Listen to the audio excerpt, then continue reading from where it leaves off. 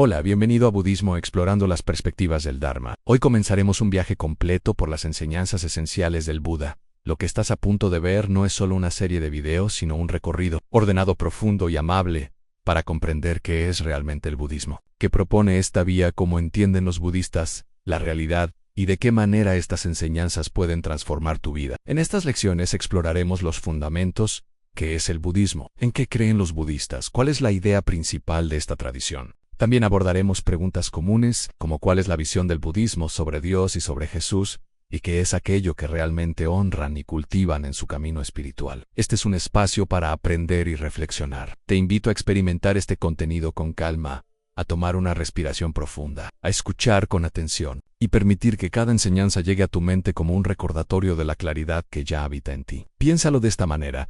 Este no es un curso académico rígido, sino una conversación que busca despertar tu curiosidad y ofrecerte herramientas prácticas. Veremos cómo conceptos que pueden sonar abstractos como el karma, el renacimiento o el nirvana, tienen una aplicación directa y muy concreta en nuestro día a día. Descubrirás que el budismo es, ante todo, un entrenamiento mental para cultivar la paz interior, la compasión y la sabiduría en medio de los desafíos de la vida moderna. El objetivo de esta serie es desmitificar el budismo y presentarlo de una forma accesible, sin dogmas complicados. Queremos que te lleves una comprensión clara y genuina de lo que el Buda enseñó hace más de 2500 años y por qué sus palabras siguen resonando con tanta fuerza en la actualidad. Exploraremos juntos las 4 nobles verdades, el noble óctuple, sendero y muchas otras enseñanzas que son como un mapa para navegar nuestra existencia con mayor serenidad y propósito. Así que si alguna vez te has preguntado qué es meditar, cómo manejar el estrés desde una perspectiva budista,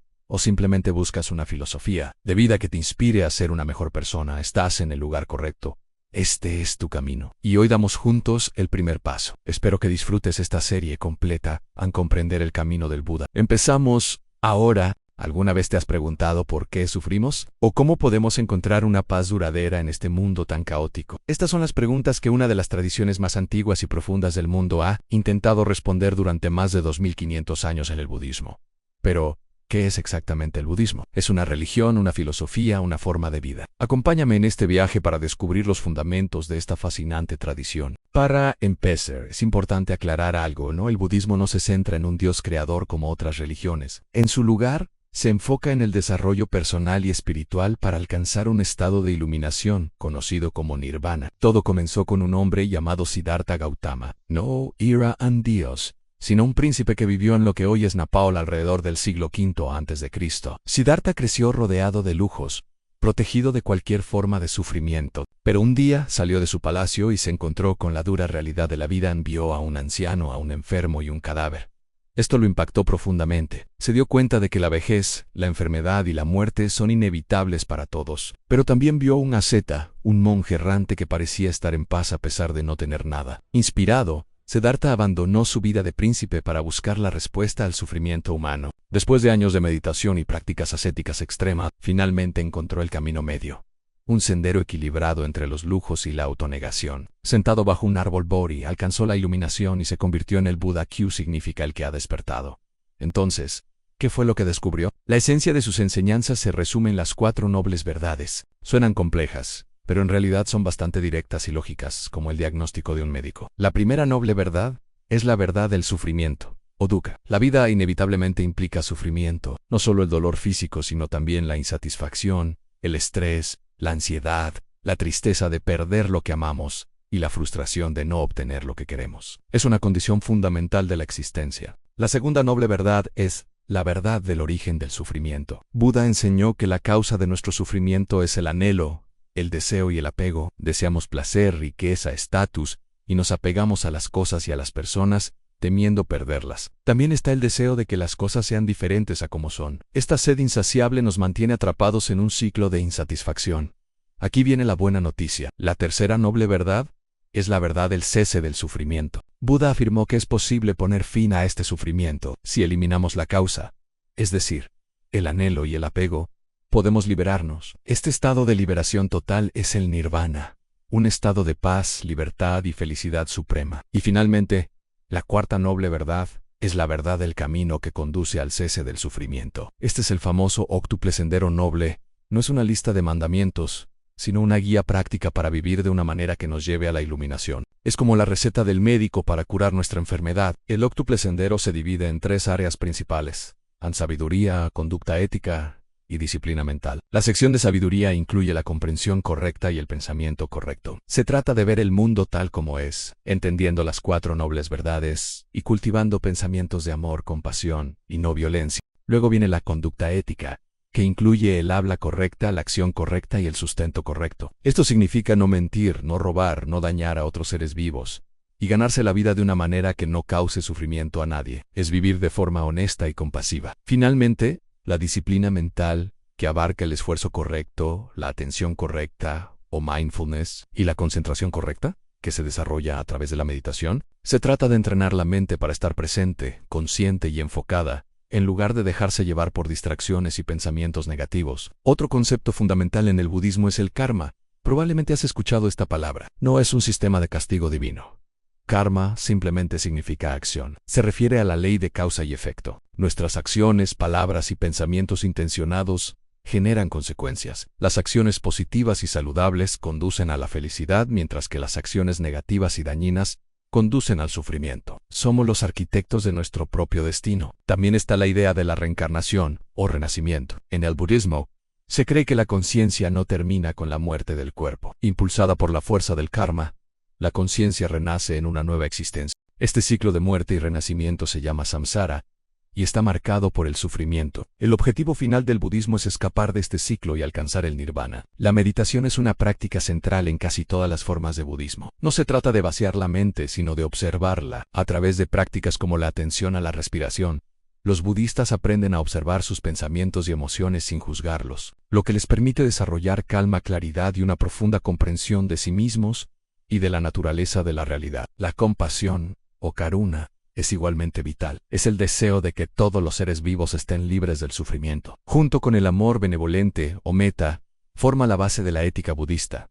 No se puede alcanzar la iluminación solo para uno mismo. El camino implica cultivar una profunda empatía por todos. Es importante saber que no hay un solo budismo. A lo largo de los siglos, se ha diversificado en varias escuelas principales. Las 2 más grandes son Theravada, predominante en el sudeste asiático, que se adhiere estrechamente a los escritos más antiguos, y Mahayana común, en el este de Asia, que introduce conceptos como los bodhisattvas, seres iluminados que posponen su propio nirvana para ayudar a otros a alcanzarlo. Dentro del Mahayana encontramos tradiciones como el Zen, el budismo tibetano y la tierra Puran. Entonces, resumiendo, en el budismo es un camino práctico para entender y superar el sufrimiento. No exige una fe ciega, sino que invita a la investigación y la experiencia personal. A través de las 4 nobles verdades, el óctuple sendero, y prácticas como la meditación y el cultivo de la compasión, nos ofrece herramientas para transformar nuestra mente y encontrar una paz y felicidad genuinas, que no dependen de las circunstancias externas. No es necesario convertirse en monje o monja para beneficiarse de estas enseñanzas. Millones de personas en todo el mundo integran principios budistas en su vida diaria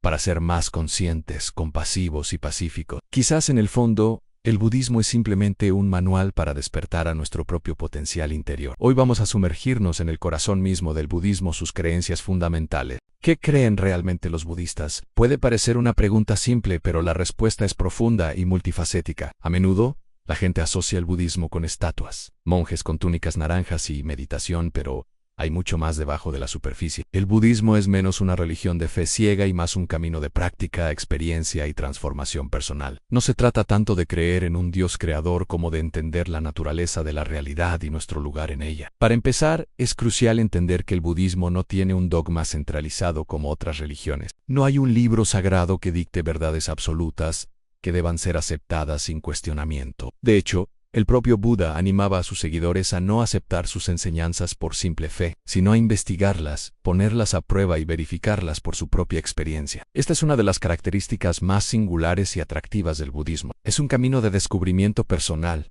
no de obediencia. Entonces, ¿cuáles son los pilares de este camino? Todo comienza con las 4 nobles verdades. Estas son las primeras enseñanzas que el Buda impartió después de su iluminación y forman la base de todo el pensamiento budista. Son como el diagnóstico y la receta de un médico para el sufrimiento humano. La primera noble verdad es la verdad del sufrimiento, o dukkha en sánscrito. El budismo afirma que la vida, en su forma ordinaria, está intrínsecamente ligada al sufrimiento. Esto no significa que la vida sea solo dolor y miseria. Claro que hay felicidad, alegría y placer, pero dukkha se refiere a una insatisfacción más sutil y persistente. Es el estrés de no obtener lo que queremos, el dolor de perder lo que amamos, el malestar de enfrentar situaciones que no nos gustan. Incluye el nacimiento, la vejez, la enfermedad y la muerte.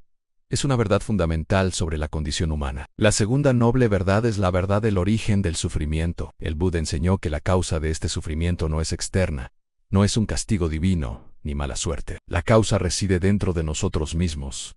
Es el anhelo, el deseo insaciable o tanha. Este anhelo se manifiesta de tres formas: el deseo de placeres sensoriales, el deseo de existir y convertirnos en algo, y el deseo de no existir o de aniquilar lo que no nos gusta. Es este aferramiento constante a las cosas, a las ideas y a nosotros mismos, lo que nos mantiene atrapados en el ciclo de la insatisfacción. Esto nos lleva a la tercera noble verdad, la verdad de la cesación del sufrimiento. Esta es la buena noticia, la luz al final del túnel. El Buda afirmó que es posible poner fin al sufrimiento. Si la causa del sufrimiento es el anhelo y el aferramiento, entonces la solución es erradicar ese anhelo. A este estado de cese del sufrimiento se le llama nirvana. El nirvana no es un paraíso celestial al que vamos después de morir. Es un estado mental que se puede alcanzar aquí y ahora. Es la extinción del odio, la codicia y la ignorancia. Es un estado de paz profunda, libertad y sabiduría. Y finalmente, la cuarta noble verdad, la verdad del camino que conduce a la cesación del sufrimiento. Esta es la receta del médico, el mapa para llegar al nirvana.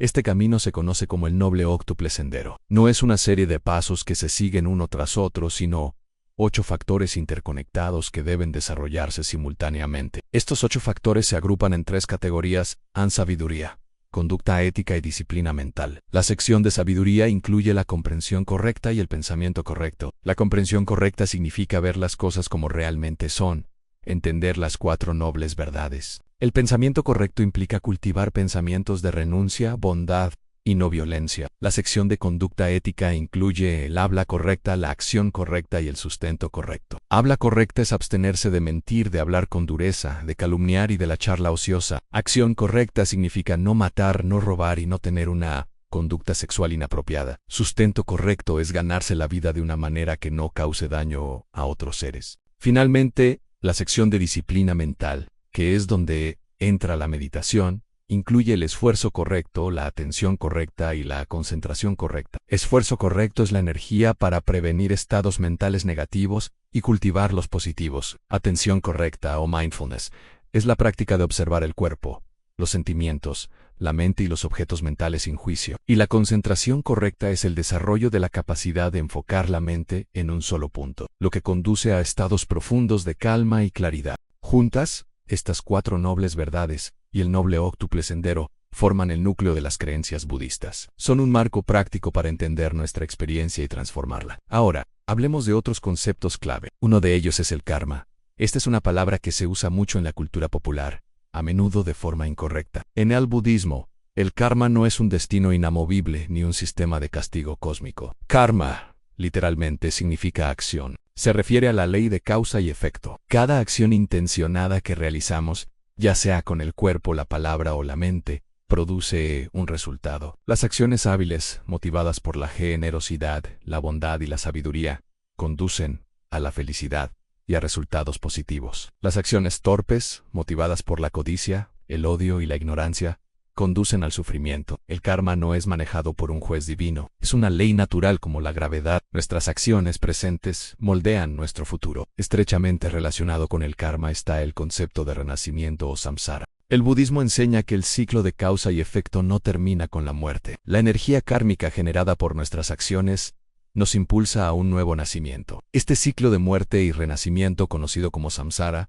se repite una y otra vez y está impulsado por la ignorancia y el anhelo que mencionamos antes. Es importante aclarar que esto no es lo mismo que la reencarnación de un alma inmortal. De hecho, una de las doctrinas más profundas y a menudo malentendidas del budismo es la de anatta o no yo. El budismo postula que no existe un yo permanente, inmutable e independiente. Lo que llamamos yo Mi alma es en realidad una combinación en constante cambio de componentes físicos y mentales en el cuerpo, los sentimientos, las percepciones, las formaciones mentales y la conciencia. Estos componentes están en un flujo constante, surgiendo y desapareciendo. La idea de un yo sólido y permanente es una ilusión, y aferrarnos a esta ilusión es una de las principales causas de nuestro sufrimiento. El renacimiento, por lo tanto, no es la transmigración de un alma, sino la continuación de un proceso, como una llama que pasa de una vela a otra. Otro concepto fundamental es la impermanencia o anicca. Todo en el universo, desde una montaña hasta un pensamiento,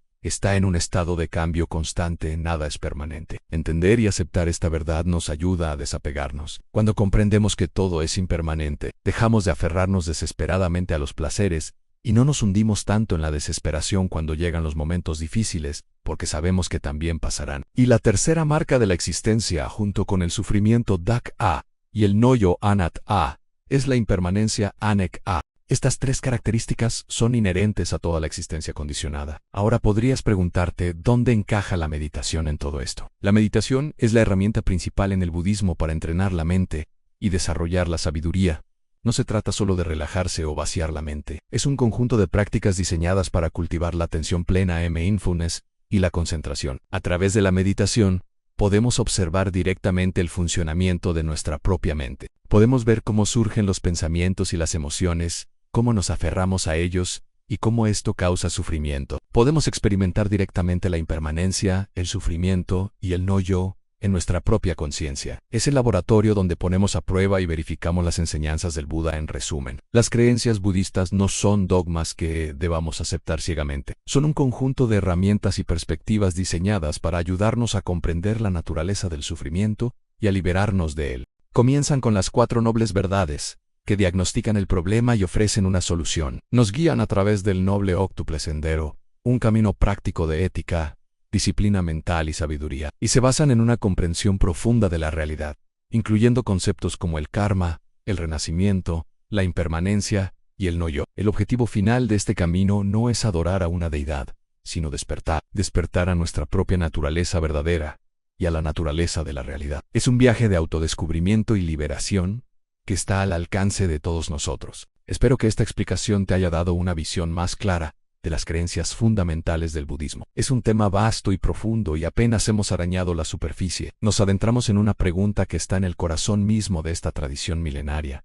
¿Cuál es la idea principal del budismo? A primera vista, podría parecer una pregunta simple, pero su respuesta encierra una profundidad que ha inspirado a millones de personas durante más de 2500 años. No se trata solo de dioses o rituales, sino de una profunda introspección sobre la naturaleza de nuestra propia existencia. Para empezar a desentrañar esta idea, es crucial entender que el budismo, más que una religión en el sentido occidental tradicional, es a menudo descrito como una filosofía de vida, un camino de entrenamiento mental y ético. Su propósito no es adorar a una deidad creadora, sino alcanzar un estado de profunda sabiduría y liberación del sufrimiento. Y aquí, amigos, encontramos la primera gran pista que el sufrimiento, en el idioma Pali, antiguo lenguaje en el que se registraron las enseñanzas del Buda, esta palabra es dukkha. A menudo se traduce simplemente como sufrimiento, pero su significado es mucho más amplio. Dukkha abarca desde el dolor físico y la angustia emocional, hasta una insatisfacción más sutil y persistente, esa sensación de que algo siempre falta,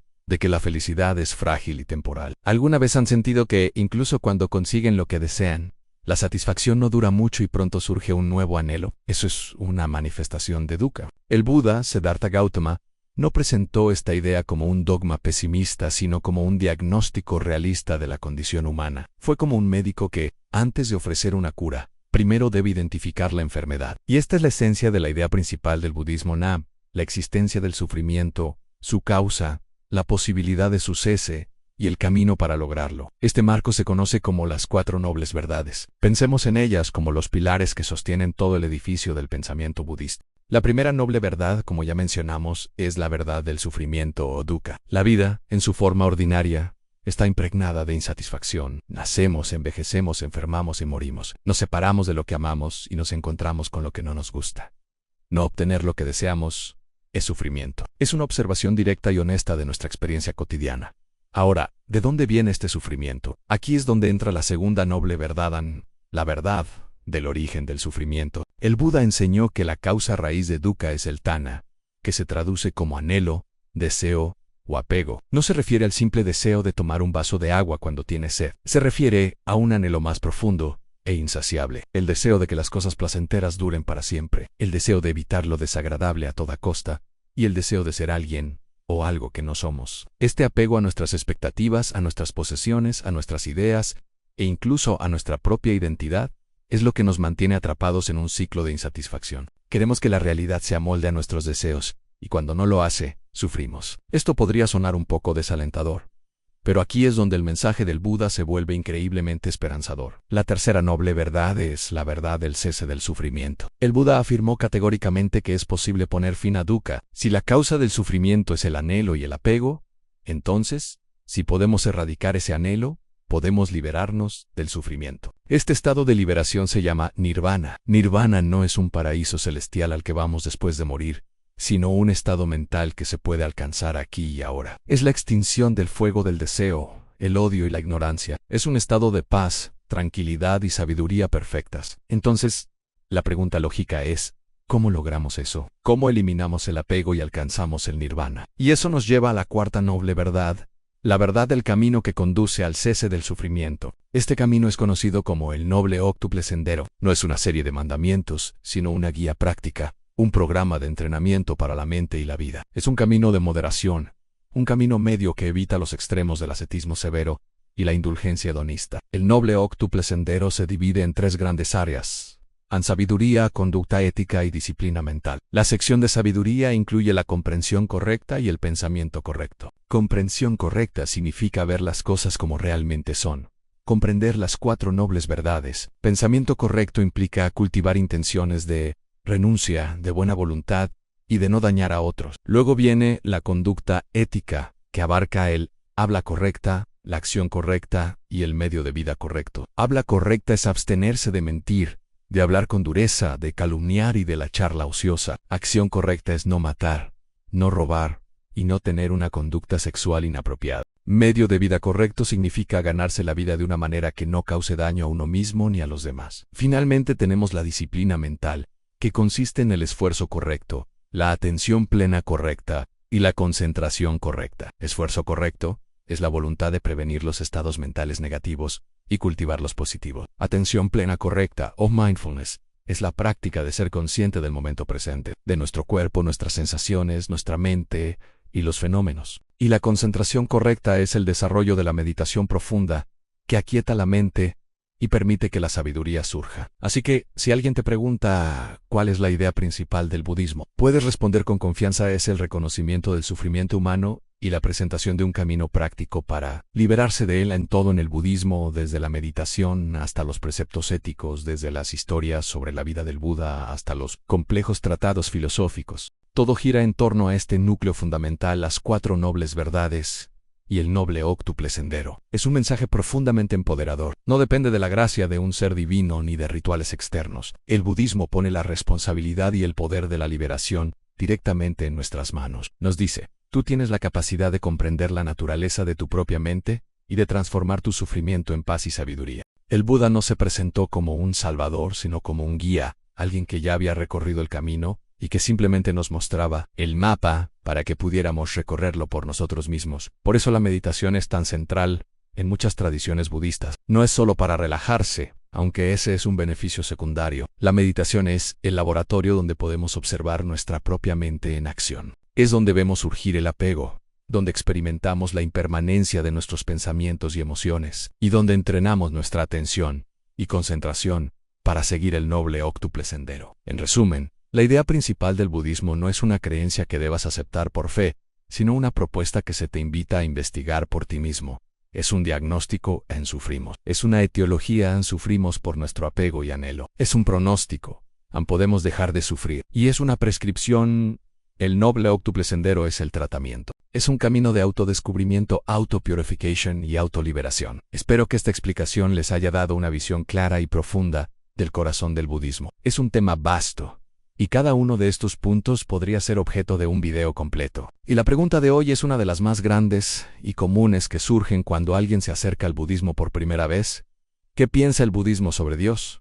¿Es una religión sin Dios? ¿Adoran a Buda como a un dios? ¿Creen en algún tipo de creador universal? Estas preguntas son totalmente válidas y tocan el núcleo de cómo entendemos la espiritualidad. Así que, prepárense, porque hoy vamos a explorar la visión budista sobre lo divino, la existencia, y por qué la respuesta no es un simple sí o no. Para empezar, es fundamental entender que el budismo no es una religión teísta, en el sentido tradicional, como lo son el cristianismo, el judaísmo o el islam. Estas religiones se centran en la adoración de un Dios creador, omnipotente y eterno. El budismo, en cambio, toma una ruta diferente. No se enfoca en afirmar o negar la existencia de un Dios creador. Simplemente, lo considera una pregunta no relevante para el objetivo principal, el cese del sufrimiento y el logro del despertar. Imagina que te han herido con una flecha envenenada. ¿Qué sería más urgente en averiguar quién disparó la flecha, de qué madera estaba hecha o qué tipo de plumas tenía en la cola? ¿O sería más importante y urgente quitarte la flecha y curar la herida? El Buda utilizó esta analogía para explicar su enfoque. Las preguntas metafísicas sobre el origen del universo,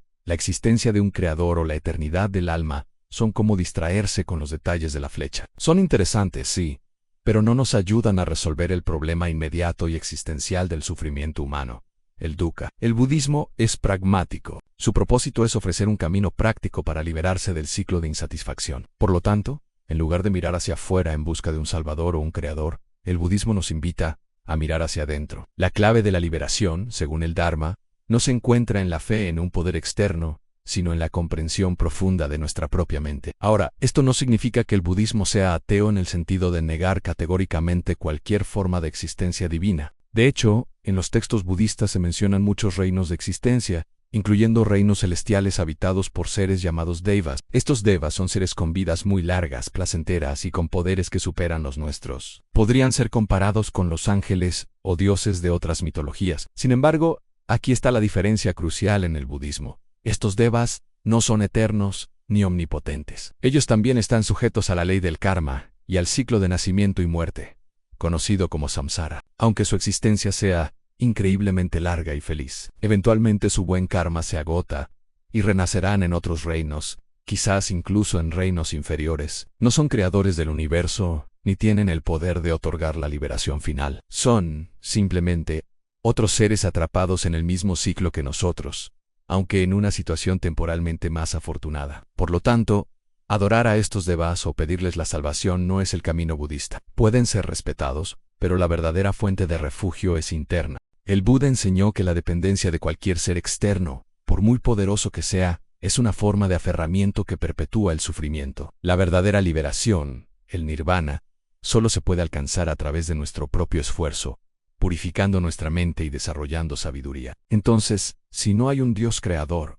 ¿cómo explica el budismo el origen del universo y el sentido de la vida? En lugar de un acto de creación singular, el budismo habla del origen dependiente. Esta es una de las enseñanzas más profundas y centrales. Dice que nada existe de forma independiente. Todo surge en dependencia de causas y condiciones. Una flor no aparece de la nada. Necesita una semilla, tierra, agua, sol y tiempo. De la misma manera, nuestra conciencia, nuestras experiencias y el universo entero surgen de una red infinita de causas y efectos interconectados. No hay un principio absoluto o un primer motor. El universo es visto como un proceso cíclico de expansión y contracción que ha estado ocurriendo desde un tiempo sin principio. Preguntar qué hubo antes es como preguntar qué hay al norte del Polo Norte. La pregunta misma se basa en una concepción lineal del tiempo que el budismo desafía. En cuanto al sentido de la vida, desde la perspectiva budista, no es algo que nos sea otorgado por una deidad, es algo que creamos y descubrimos a través de nuestras intenciones y acciones, es decir, a través del karma. El propósito no es cumplir un plan divino, sino despertar a nuestra verdadera naturaleza, la naturaleza de Buda que todos poseemos. Es darnos cuenta de que la felicidad duradera y la paz no dependen de condiciones externas,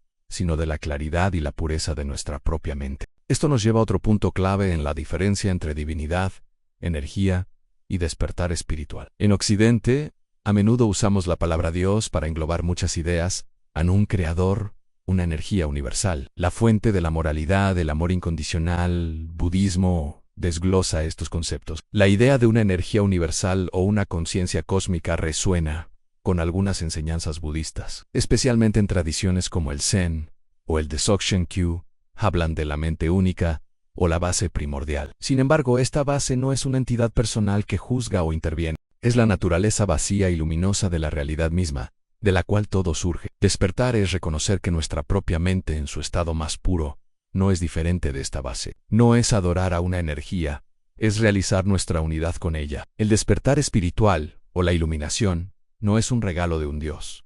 Es el resultado de un entrenamiento mental riguroso. Es ver la realidad tal como es, libre de las distorsiones de nuestros deseos, aversiones e ignorancia. El Buda no era un Dios, era un ser humano que, a través de su propio esfuerzo, despertó a esta verdad, y luego enseñó el camino para que otros pudieran hacer lo mismo. Por eso se le llama el despierto. Su grandeza no radica en un poder sobrenatural, sino en su compasión y sabiduría para mostrar un camino que cualquiera puede seguir. La confianza en el budismo no se deposita en dogmas o en un ser supremo, sino en lo que se llama los 3 refugios, o las 3 joyas: el Buda, el Dharma y la Sangha. Tomar refugio en el Buda no significa adorar a la persona histórica de Siddhartha Gautama. Significa confiar en el potencial de despertar que existe dentro de todos nosotros. El Buda es el ejemplo de que la liberación es posible. Tomar refugio en el Dharma significa confiar en las enseñanzas, en las verdades universales como las 4 nobles verdades y el óctuple sendero, no como una creencia ciega, sino como un mapa que debemos verificar por nosotros mismos a través de la práctica y la experiencia directa. El Buda mismo dijo: no crean en mis palabras solo porque yo las he dicho, examínenlas como un orfebre. Examina el oro cortándolo, quemándolo, probándolo. Y tomar refugio en la Sangha significa confiar en la comunidad de practicantes que nos apoyan en el camino. Aquellos que, como nosotros, están esforzándose por comprender y aplicar estas enseñanzas en su vida diaria. En resumen, cuando nos preguntamos qué piensa el budismo sobre Dios, la respuesta es que, en lugar de enfocarse en un creador externo, el budismo gira a el foco 180 grados, nos invita a convertirnos en exploradores de nuestro propio universo interior. La divinidad, si queremos usar esa palabra, no se encuentra en el cielo, sino en el potencial ilimitado de nuestra propia mente para la sabiduría, la compasión y la liberación. No se trata de negar a Dios, sino de trascender la necesidad de una figura externa para encontrar sentido, moralidad o salvación. Se trata de asumir la plena responsabilidad de nuestra felicidad y nuestro sufrimiento. Es un camino de empoderamiento personal donde tú eres tu propio laboratorio y tu propia luz. La liberación no es algo que se recibe, es algo que se descubre. Espero que esta lección les haya ayudado a aclarar por qué el budismo es considerado más una vía de transformación personal que una religión de creencias. Es un camino que valora la experiencia directa por encima de la fe ciega, y que nos enseña que la respuesta más profunda a las grandes preguntas de la vida se encuentra, en última instancia, dentro de nosotros mismos. Vamos a abordar un tema que genera muchísima curiosidad y que estoy seguro de que te va a interesar. ¿Qué creen los budistas acerca de Jesús? Para miles de millones de personas en todo el mundo, Jesús es la figura central del cristianismo, el Hijo de Dios, el Salvador. Su historia y sus enseñanzas han moldeado civilizaciones enteras. Pero ¿cómo se ve a esta figura tan influyente desde la perspectiva budista? ¿Es considerado un sabio, un maestro iluminado, quizás incluso un bodhisattva? En esta lección, vamos a sumergirnos en esta pregunta con una mirada respetuosa, abierta y profunda. Nuestro objetivo no es comparar para ver quién tiene razón, sino tender puentes de entendimiento y encontrar puntos en común en la búsqueda humana de la verdad. Lo primero que hay que entender es que para el budismo, Jesús no es una deidad ni el hijo único de un Dios creador. Esto se debe a que el concepto de un Dios creador, como vimos en la lección anterior, no es central en la cosmología budista. El budismo es una tradición no teísta. Por lo tanto, no se le rinde culto a Jesús ni se le reza como se hace en el cristianismo. Sin embargo, esto no significa que no se le respete. Todo lo contrario. Desde la perspectiva budista, Jesús es visto como un gran maestro espiritual, una persona de inmensa sabiduría y compasión. Muchos budistas, incluido el Dalai Lama, han expresado una profunda admiración por Jesús. Lo ven como alguien que encarnó muchas de las cualidades que el budismo valora enormemente. Su mensaje de amor, perdón y compasión universal resuena con fuerza en los corazones budistas. Cuando Jesús habla de amar al prójimo como a uno mismo, o de perdonar a quienes nos han ofendido, está expresando principios que son muy similares al concepto budista de metta o amor benevolente, y karuna o compasión. Pensemos en algunas similitudes sorprendentes entre las enseñanzas de Buda y las de Jesús. Ambos maestros vivieron vidas sencillas, renunciando a las riquezas y al poder mundano. Ambos se rodearon de un grupo de discípulos y viajaron para difundir su mensaje a la gente común, no solo a las élites. Ambos utilizaron parábolas e historias sencillas para transmitir verdades profundas y complejas. Por ejemplo, la enseñanza de Jesús sobre la importancia de la vida interior y la pureza del corazón, en lugar de los rituales externos, tiene un eco muy fuerte en el budismo. El Buda también enfatizó que la verdadera liberación no proviene de ceremonias, sino de purificar la propia mente del odio,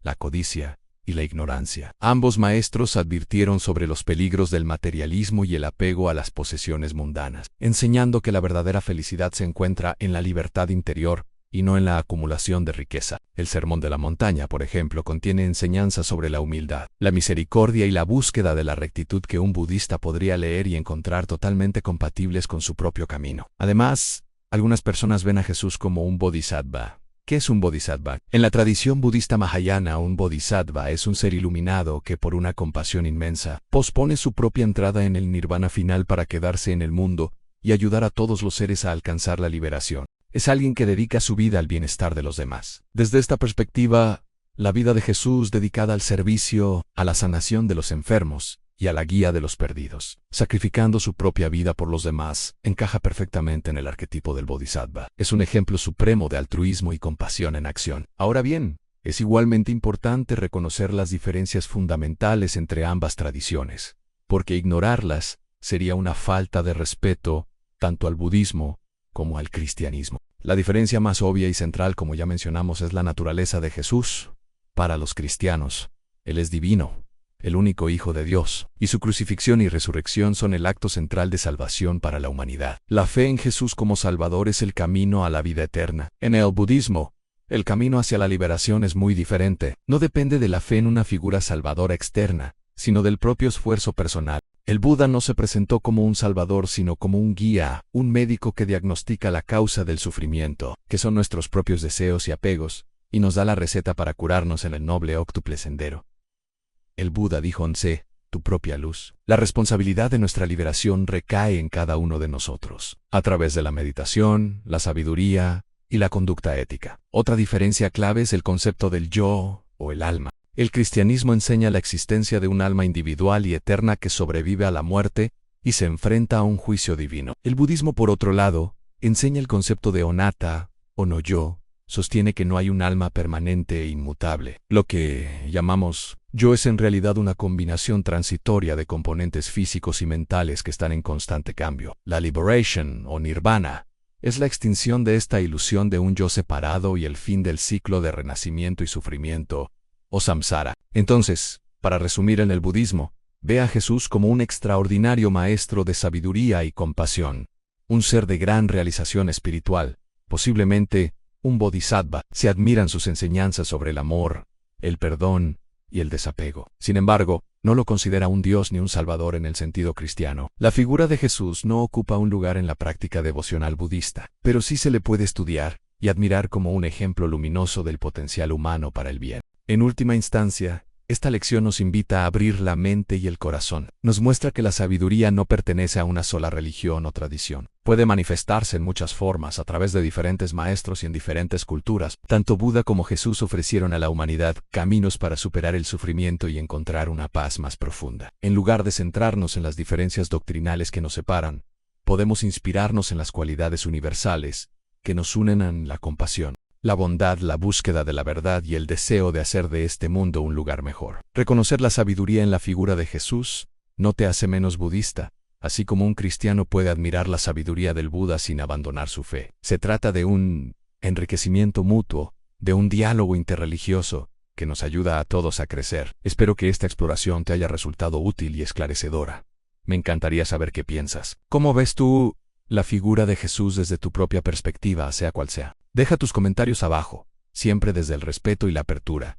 El diálogo constructivo nos enriquece a todos. Vamos a cerrar este ciclo abordando una de las preguntas más comunes y a menudo malinterpretadas sobre el budismo. ¿Qué adoran realmente los budistas? Cuando la gente ve a un budista inclinándose ante una estatua de Buda o haciendo ofrendas en un altar, la conclusión más natural es pensar que están adorando a un dios. Es una asociación lógica, basada en lo que muchas otras religiones practican. Sin embargo, la realidad en el budismo es muchísimo más profunda y en cierto modo más revolucionaria. La respuesta corta es que los budistas no adoran a Buda como un dios creador o una deidad todopoderosa. Entonces, ¿qué está pasando realmente en esos momentos de aparente devoción? Eso es exactamente lo que vamos a desglosar en este video. Para empezar, debemos redefinir la palabra adoración en el contexto budista, en lugar de pensar en ella como una súplica a un ser superior para obtener favores o perdón. En el budismo se entiende más como un acto de profundo respeto, gratitud y aspiración. Es un homenaje no a una persona, sino a un ideal. Cuando un budista se inclina a